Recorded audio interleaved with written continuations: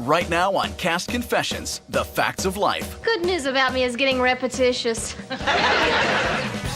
It was one of the definitive sitcoms of the 80s, and we got every dirty and hilarious detail from the cast and crew themselves. You know I'll talk smack, so you know, I will. From the train wreck first season, There were 7 girls, plus teacher and the headmaster, and Charlotte. It was like carnival. to the cutthroat decisions that saved the series from extinction, Of course, as the only black person, we the first to die in a movie. So of course, I'm like, I bet you I ain't going back. to the drastic measures they took to keep these girls in line. Every day when producers and the writers would gather around the scale, and I would have to get on there so they could see whether I had lost or gained any weight that day. Plus, sex scandals. It's just ridiculous. You can't have these girls having all these boyfriends and nobody does anything. Foxy guest stars. Hi. You know, I have often said that if I had known he was going to turn out as fine as he did, I may have worn makeup to the set more often. And the shocking departure of the woman who started it all. They wanted me to stay a couple more years. They offered me millions. It's all coming up on Cast Confessions, the facts of life.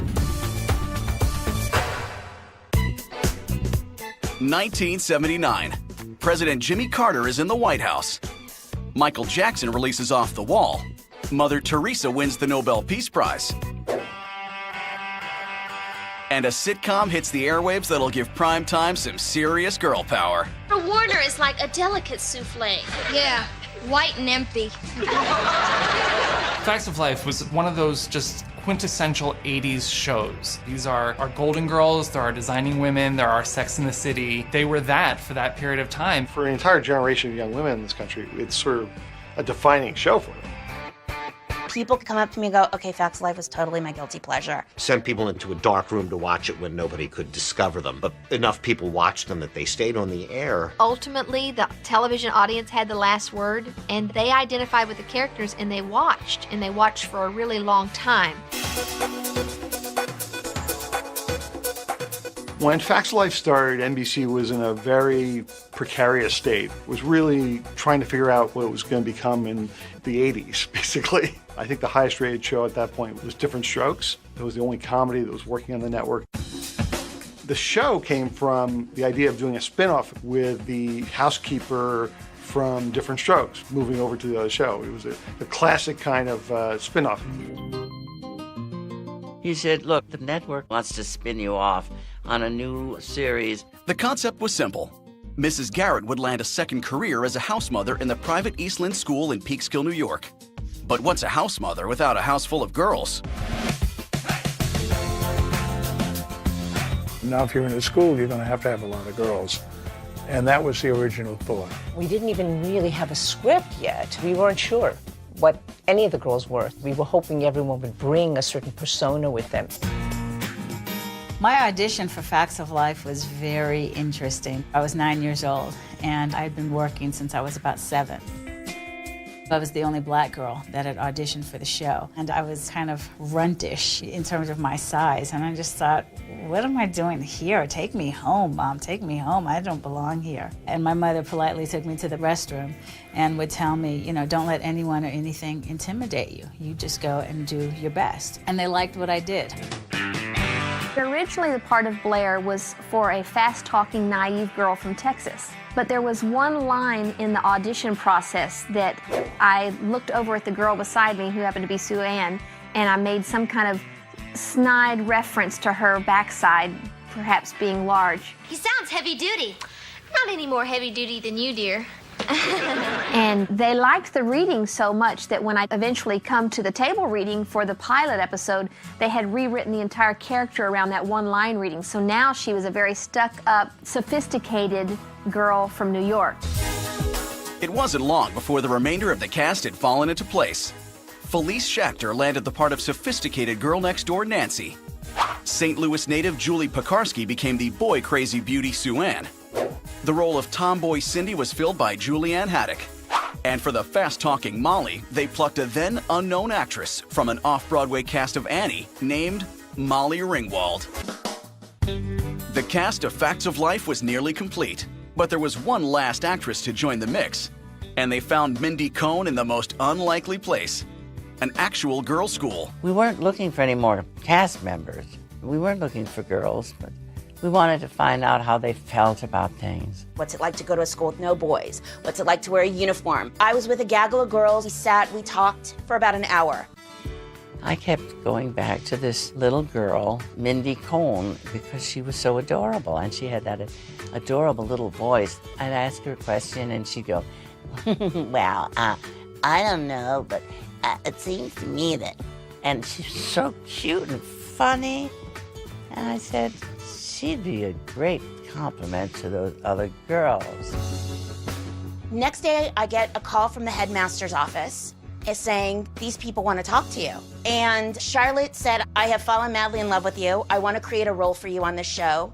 We're going to call you Natalie. And do you want to do this? And I was like, I don't know. I'm in 8th grade, lady. Like, what do I know? Is this going to, like, mess with my tennis team schedule, you know? They asked me to meet her, and so she came in, and I remember her saying, please talk my parents into this. So we did, and she got the part. I walked into the office. There was the casting director and Charlotte and Gary Coleman, who I was just like, oh my God, it's Arnold. You know, I was totally starstruck, and Kim was in there. I totally remember meeting Mindy, and I couldn't believe that she had never been on TV before. And I was like, wow, they just picked her up out of a school? How did that happen? Well, you know, where's your classes and that sort of thing, your acting training? I literally got the call sheet for the next day. Like, they were starting. Putting together a great cast is one thing, but putting on a show is something else entirely. And that first season saw a whole lot of unintentional sitcom mayhem on set and behind the scenes. This show had a really rocky start. I mean, the scripts were really not great out of the gate. It can be difficult when you have a large cast. The writers need to develop stories, and of course the actresses want to have stories, and what's the point of having somebody wander around if they never do anything? There were 7 girls, plus John Lawler and Jenny O'Hara, who was the teacher, and Charlotte. It was like carnival. Rehearsing the Facts of Life was like choreographing a ballet. There were so many of us that, you know, downstage, upstage, and we had to like have everyone just in the right place and crossing at the right time so we didn't bang into each other. It's very difficult. In the first season, the show was pretty disorganized. There was a show that we shot 1 week and then turned it right around and shot the exact same episode a second time to make it better because it really was a train wreck the first time. I've never seen it before. Once we started filming the show, first of all, there was just a lot of people. Being the youngest and the smallest, it can feel, you know, kind of overwhelming. The character was to be 12 years old and I was 9, and I was a small 9. And so they put me on roller skates the first season of the show so that I was taller. I had to roller skate around in a rehearsal hall to show them that I could actually function on skates. I think in the beginning she learned how to stop by almost just not crashing into things, but you know how you just kind of slam into it and catch yourself. And eventually I think they got her stoppers, or she learned at least how to stop a little more gracefully. They didn't say anything about going up and down, you know, stairs and that sort of thing. That was kind of trial by error. But you try coming down some of them steps and some roller skates. Oh, the joy of Children's Hospital. And while Kim had trouble staying on her feet, Mindy had even bigger problems. Mindy didn't have the technique early on, and she had not gone to acting school. I just remember being in the rehearsal hall and the director saying, okay, Mindy, if you can just go upstage. And I must have looked, you know, I went deaf, dumb, and blind. I was like, I don't know what, you know, I've taken chemistry, but I have never heard upstage, you know? And I remember Kim just going, go, just take 2 steps up that way. And she goes, I got your back. Hilarious. How bold was I at 9 years old telling someone who was a little bit older than me, oh, I got you. I can help you. I'll work with you. You be all right, kid. Stick with me.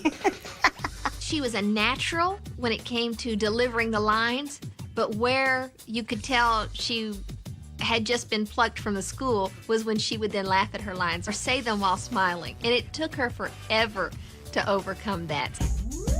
There was a scene where she had a line where we were all caught drinking. You've got beer and wine. Mindy has this big smile on her face, like you can see her chuckling, going, and wine. And I cracked up. The executives saw that, and from then on, my note was always like, stop smiling, and she's cracking herself up.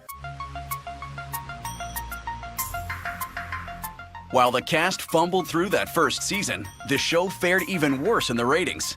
The Facts of Life hit the airwaves on August 24th, 1979, and the initial response was anything but positive. From what I recall, it was kind of a sputtering start. The show did not do very well when it first came out. It did not have good ratings. The reviews weren't so good either. One reviewer even called it worthless and barren, and even said that this is going to be the show that is going to ruin NBC as a network. There was a sense that, this may not last.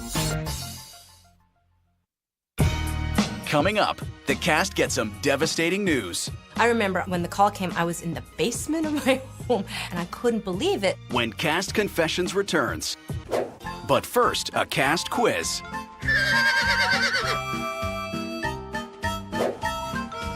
No. You gotta make them easy. Oh, but not Buttercup. I remember that episode, that's first season, in the barn. We had to get her out of the barn because it was raining. I remember the whole episode, but not that horse's name. Chestnut? Oh, it's not anything like Buttercup. What, are you kidding? Chestnut.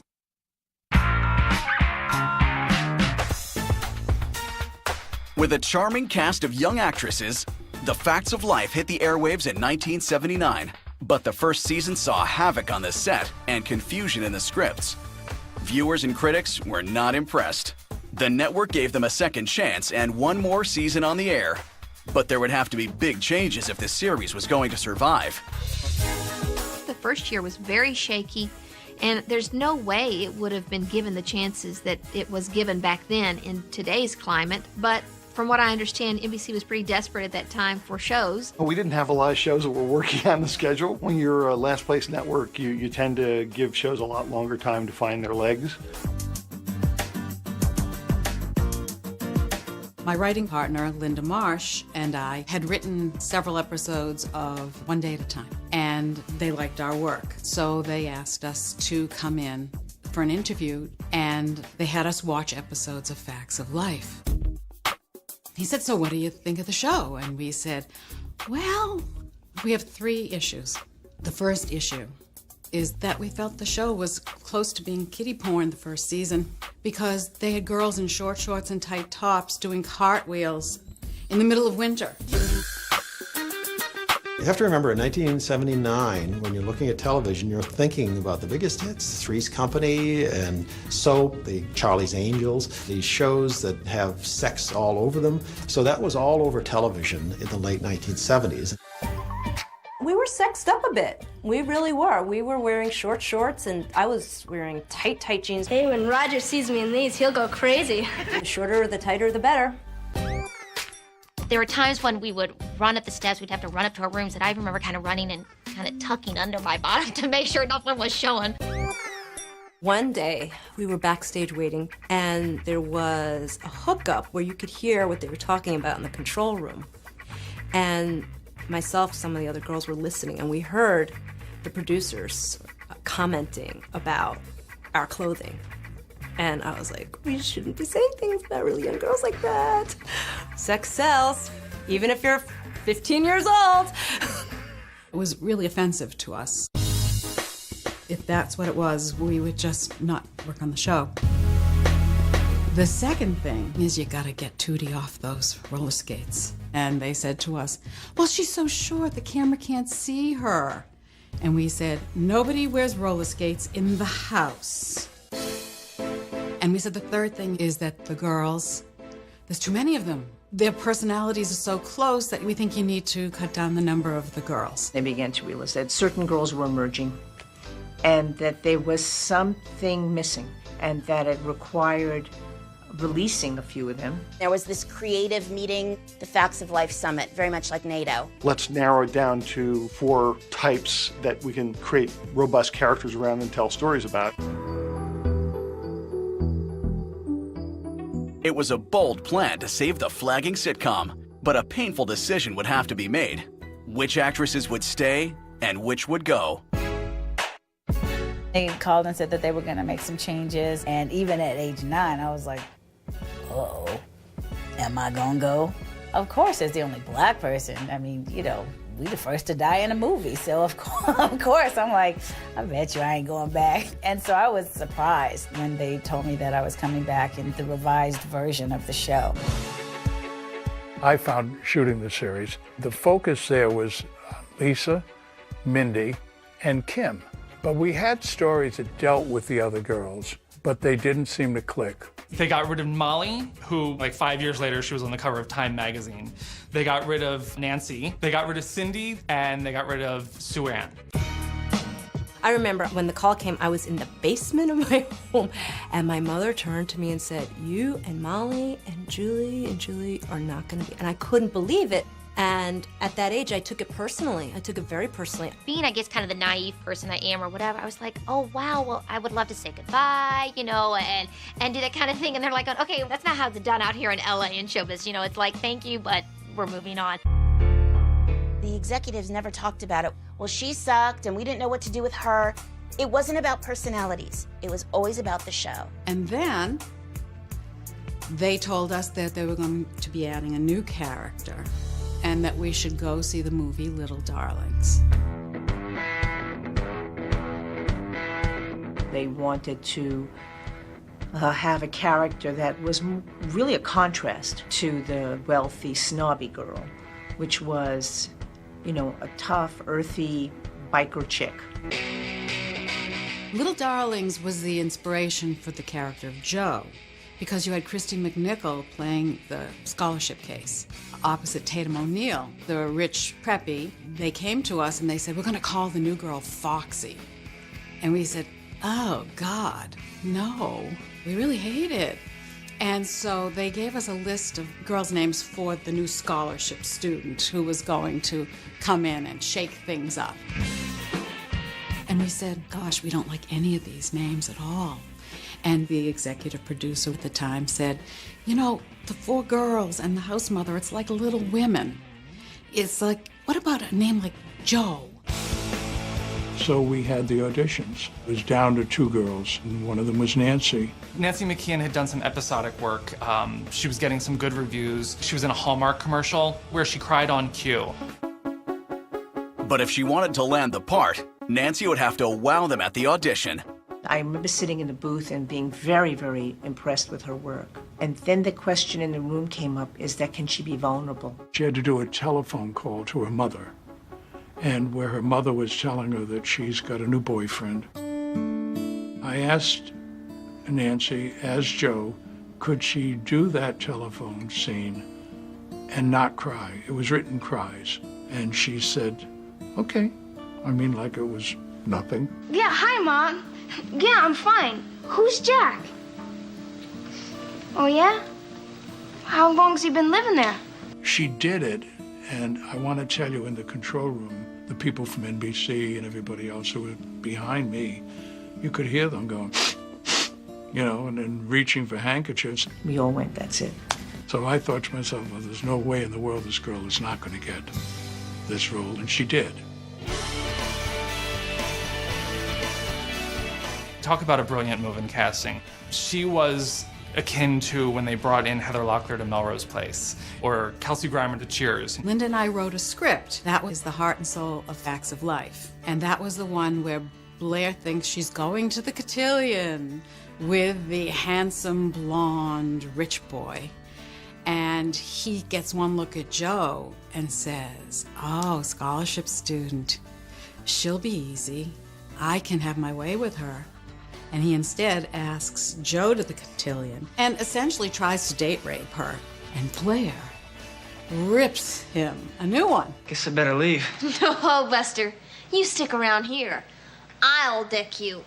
Blair. Almost instantaneously, you could see chemistry. Just absolute, I think the writer saw it, the producer saw it, like, these two are oil and water and it's fabulous. This is a sisterhood here. And establishing that sisterhood really gave the show its spine. Season 2 certainly was a big turning point for the show. About mid-season of the first season with Nancy, ratings started to go, and NBC as a network started to really kind of do well. All of a sudden, oh my gosh, we're in second, and we actually can become the #1 network. There was a lot of excitement, young energy. Facts of Life had that same kind of energy around it.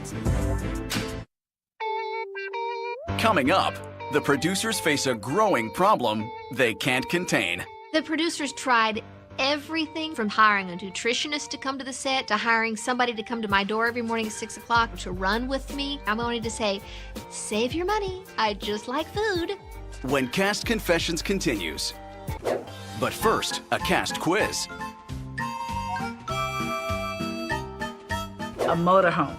She moved to East Lake. I think it was in Wisconsin, wasn't it? Africa. I know that one. She went with her guy to Africa? Okay, phew.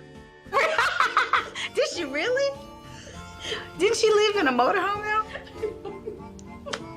though? And I just knew that one was right.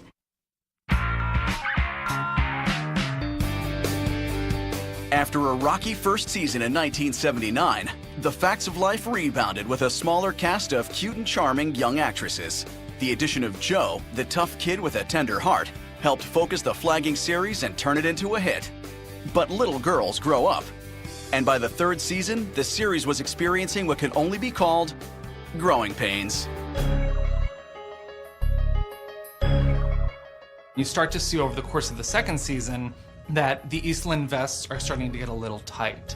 And it's not just that we've got budding womanhood on set. We've got some, some size issues. When you hire girls and they become women, as you go through puberty and things start to happen, and here's what happens. All the girls at different times gained or lost weight.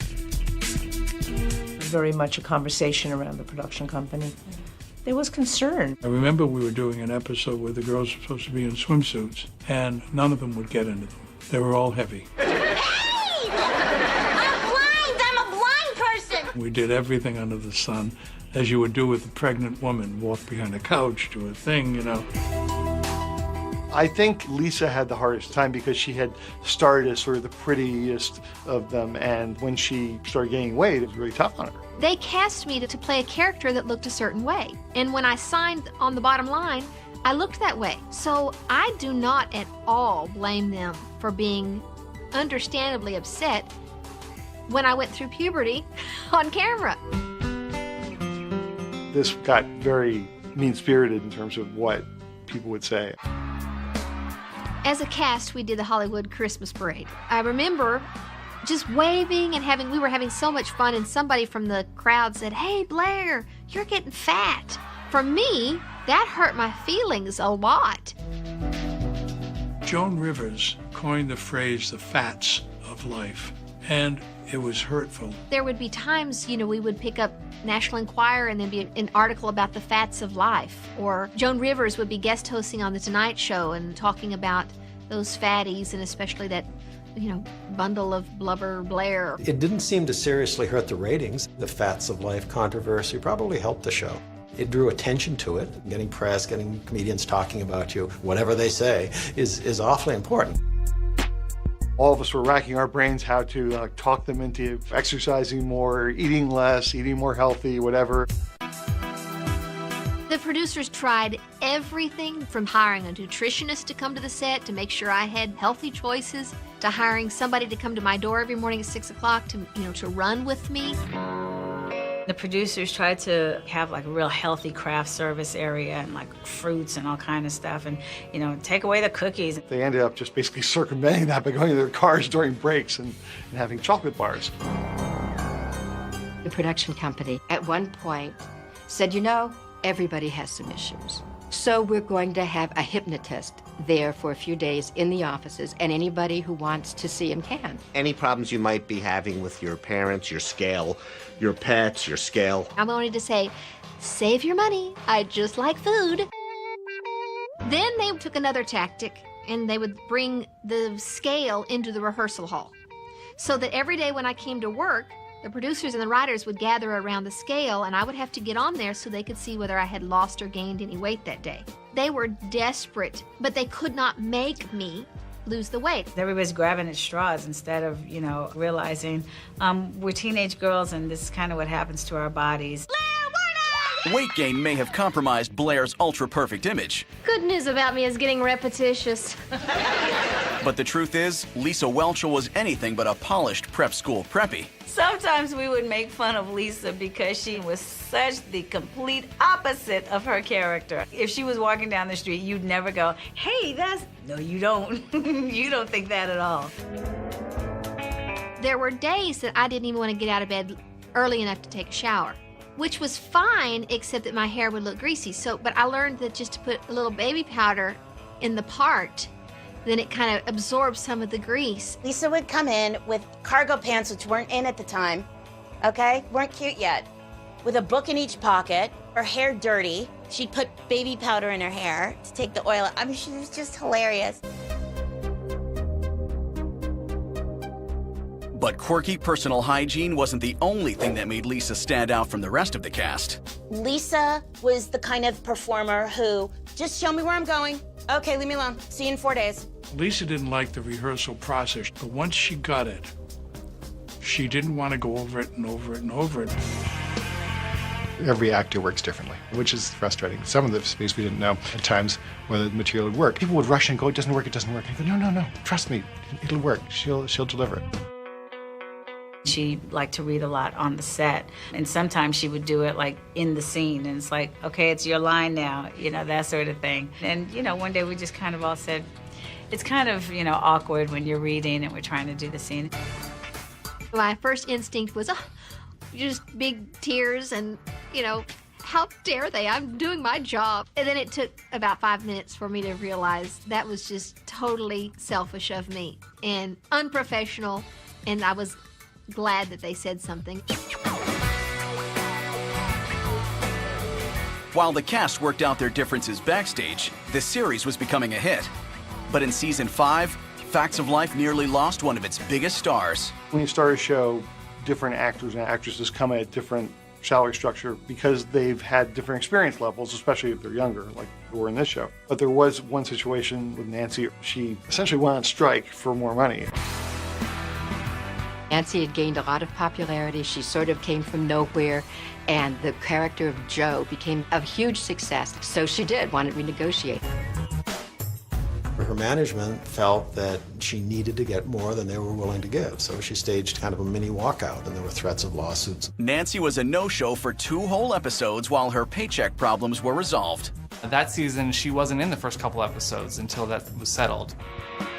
Sitcoms have all kinds of ingenious ways to cover for things that are going on behind the scenes. So in this case, the Jo character was at home for the weekend. You just didn't see her. That would have been difficult to maintain if she'd stayed out for a season or a half a season. The opinion about it was, that's a shame. That she's not coming to work because of that is stupid. Not stupid on Nancy, but that's like the cameraman not coming. How are you gonna shoot it? She's an integral part of our cast, so fix it. And resolved by paying her for the episodes she didn't perform in as opposed to upping her salary. They basically said, we can't change the whole structure of the show for you, so let's call it a day and you'll stay at the same structure as the other girls. Finally, they arranged all the salaries to reflect everyone's popularity. It was Nancy's representation's way of saying, these girls are really underpaid for what y'all are making. We need to work something out. It just could have been handled differently, but that's no fault of Nancy's. That's just the nature of girls not talking about money with each other. And when we did, we fixed it.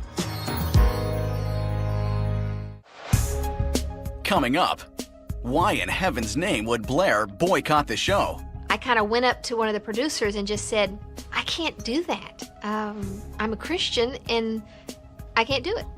When Cast Confessions returns. But first, a cast quiz. What show are you talking about? What? Oh my gosh. I don't remember. Start with an R? I know, it starts with an S and it has a K sound in it. The rock singer that show. I'm so... Next. What is it?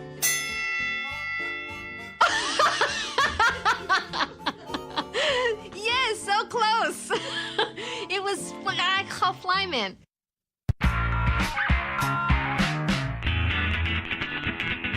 Blair, Natalie, Tootie, and Joe. Together, they formed the fresh-faced and funny core of the Facts of Life. Behind the scenes, they'd weathered everything from backstage battles to weight problems. On screen, the bubbly comedy took on some very tough issues, too. But sometimes delivering a big message caused the show to have an identity crisis. One of the challenges that the show faced was that at the same time that it was being this sort of silly sitcom, you know, it was also trying to impart these very serious messages, and sometimes it really didn't work. It's always hard to find a balance. How much are you going to have a moral, and how much funny do you have? First seasons, really, they had a lot of stuff. Drugs, teen sex, teen pregnancy, runaways, things like that. What we called, not too flatteringly, disease of the week. I'm having a little trouble with my hearing. What did the doctor say? I don't know. You couldn't hear him? Will Tootie be deaf forever? We don't think so, but she's going to be deaf for this episode for about 10 minutes so that we can let you know the plight of deaf people or educate her. There was a suicide episode. It's Cynthia! What's the matter with Cynthia? We went up to her room and she's unconscious. Unconscious? I found this empty bottle of pills on the floor. She must have taken them all. It was not universally popular with the network, of which I was one of the people at the network saying, gee, it's not funny enough. We did some research and we presented it to the network. And the network said, but she lives, right? And my partner says, we're not doing a show about an attempted suicide. We're doing a show about a teen's suicide. The girl dies. And there was silence in the room. And then someone says, where's the funny in that? Cynthia's dead. Don't say that. It's not true. Oh, yes. Tootie, it is. It sparked an enormous amount of fan mail we got about teen suicide. We got a letter from one girl who said that she had been secreting away her mother's sleeping pills for weeks, and she was planning to kill herself. And she was watching TV and writing her letters and had seen the episode. And, you know, I don't want to say that, like, you know, the girls talked her down. Like, I won't take that on, okay? But what I will say is there was something really relatable for her, and she didn't feel alone. A lot of those message shows were a real good conduit for young people to start writing in and saying, you know, can you introduce me to Todd Bridges, but also thanks, you know, I mean, you know, so it's one of those. Like, I mean, I think we became part of people's lives in that way. In season 2, Facts of Life didn't just introduce a disease of the week. They introduced a whole new character who embodied the plight of the physically handicapped, Blair's cousin, Jerry. The idea was to have a handicapped character in the show and, of course, make sure it was, in fact, someone who was handicapped, not someone playing someone handicapped. Jerry Jewell was in real life a young woman afflicted with cerebral palsy who was a stand-up comic. I was performing and Norman Lear was in my audience that night. We rode in the elevator to the parking garage later, and he said, "You're gonna go far, kid." I guess it was a matter of 4 months later, they wrote Cousin Jay, and I was born. Don't worry, I'm not drunk. I have cerebral palsy. When I'm drunk, I walk perfectly straight. I think they wanted to do something important, and I don't know that the audience cared in the long run. When I look back on it, I was NBC's token actress for the disability. They tried very hard to get an Emmy with me, and they would never get the Emmy nomination for using me, and I think that was a part of the disappointment. And as quickly as it was given to me, it was taken away. Jerry was a daring attempt to address a tough issue on primetime. But one fact of life was almost too hot for the series to handle. We're talking about sex. Before we started the second season, we had a meeting with the producers. One of them said, and this next season, we're going to have Blair lose her virginity. It was one that obviously had been discussed for a long time. And the logical person, because she was the older of the girls, was Lisa. So I just remember after everybody left that meeting, I kind of went up to one of the producers and just said, I can't do that. I'm a Christian, and the Bible says you're supposed to wait till you get married, and I can't do it. And they were remarkably respectful of my beliefs and didn't write it. The Dirty Deed stayed out of the teen comedy that season. But 4 girls, 9 years, it had to happen sooner or later. It was the last year that it surfaced again. It was just getting very weird.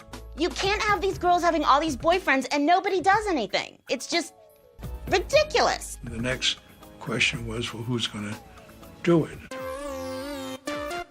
I went into the production office and I said, look, here's how I feel. Of course the pretty girl's gonna get nailed. Everybody does that. You know, show them Nat Cherry getting popped. Halfway through the season, Natalie lost her virginity. We are adults, so it just seemed natural to, you know. And they found the perfect dude to do the job. Enter Snake. The character that she lost her virginity to was played by Robert Manis, who had been in Fast Times at Ridgemont High, in which he deflowered young women. They were looking for somebody specifically for this certain character who was going to deflower Natalie in the show. And I guess I had a little track record at that. They said, we'd like you to be in a relationship. We'd like you to have a boyfriend. I said, that's fine. They took me to lunch before, one of the producers, and said that they were going to write the Blair character to espouse abstinence in the show. I don't know if I made the right decision or not, but ultimately I asked to be totally written out of the episode. Lisa's apprehension at even doing an episode about it and promoting it was waylaid by my casualness of it. What was bothersome was, at that point, there's a difference between you as a person and you as an actor. So it's the only episode that Blair doesn't appear. With Lisa Whelchel boycotting the show, the infamous virginity episode aired on February 6, 1988. Naturally, they put it in the sweeps because you always put your stunt episodes where the ratings are most important, and probably got a bit of attention for the show that it wouldn't have gotten otherwise. The sex episode might have raised more eyebrows backstage than in America's living rooms. But in season 7, the producers thought they had a surefire way to sex up the show. Hi. Enter handyman George Burnett, played by a struggling pretty boy named George Clooney. Yeah, that George Clooney. The producers and writers liked the idea and recognized the need to have a guy on the show. It was a little odd, I have to say, because I think he was too much older than the girls to be a real romantic interest. In hindsight, I'm mad that they didn't make him a love interest, like, you know, as if I could have even been a candidate, having been the youngest. He had this cool Jeep, too. We would go in his Jeep to lunch, and he was the big brother. You know, I have often said that if I had known he was going to turn out as fine as he did, I may have worn makeup to the set more often. I thought he was cute. A good-looking kid. And I didn't know anything about his talent because you couldn't tell by the show. If you watch his episodes, you understand why it took so long for him to become famous. It's not good work. Hi. George! Yeah, just stopped by to see how everything turned out. I think it was always like, you know, the joke was George enters. You know, from where to go, where's he going, why is he here? Like, it was a joke. It was like, all we know is George has to enter, so enter. Knowing what he went on to, it's sort of ironic that he started on a sort of secondary role on a dying sitcom like Fax was. Coming up, the girls are rocked by a surprise departure. Everyone was panicked. What do we do? Yeah, it was a scary moment there for the show because they didn't know which way it was going. When Cast Confessions returns.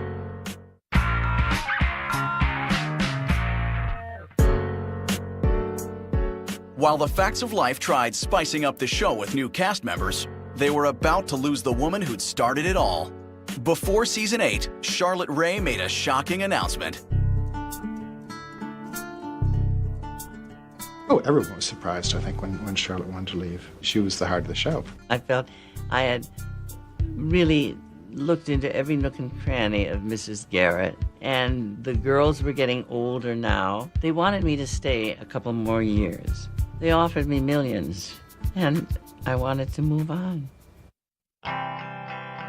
One of the reasons she left was that the shows really started to focus on the girls. The pull of the show started to be different, and for her, she sort of felt like, I'm done. I remember when Charlotte decided to leave, that everyone was panicked. What do we do? Yeah, it was a scary moment there for the show because we didn't know which way it was going.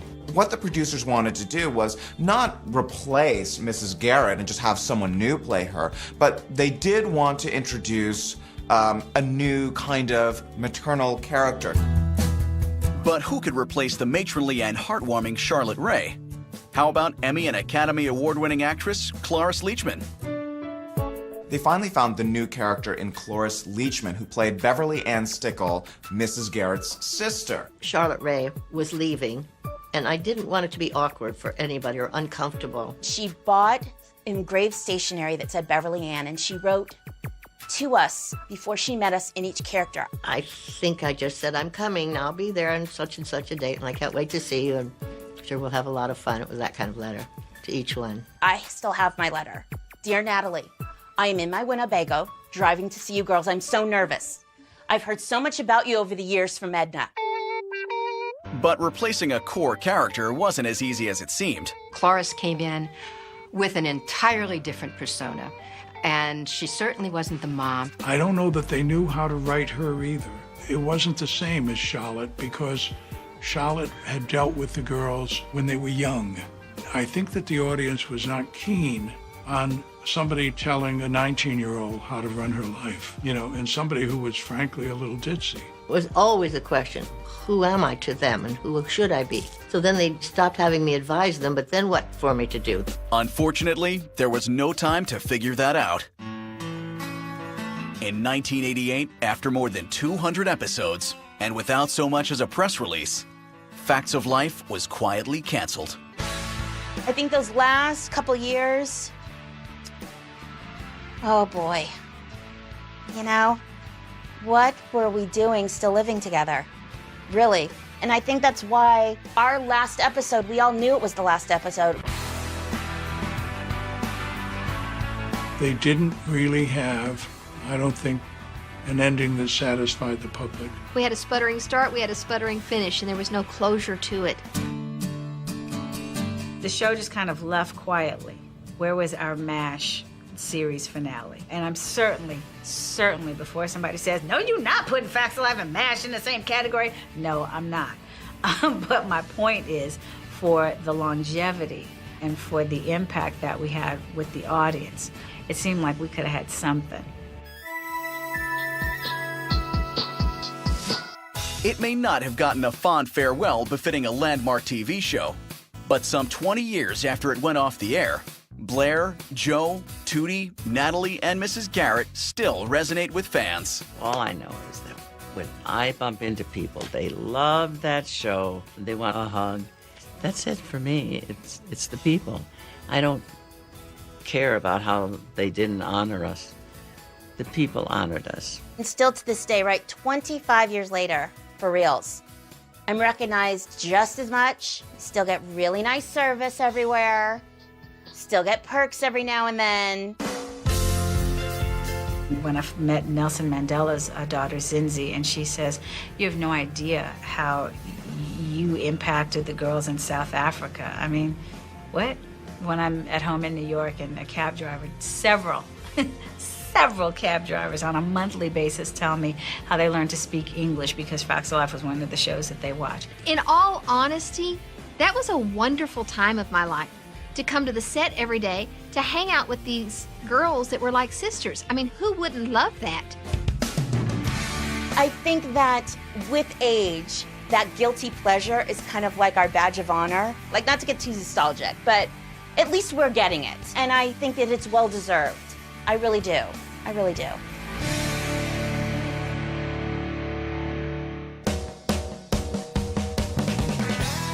I'm excited to go down memory lane. How nice, while I still have my memory.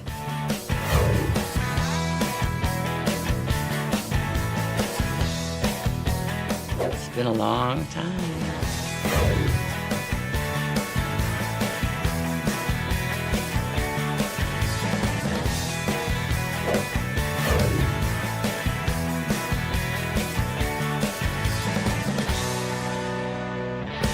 We're gonna need to, don't use that because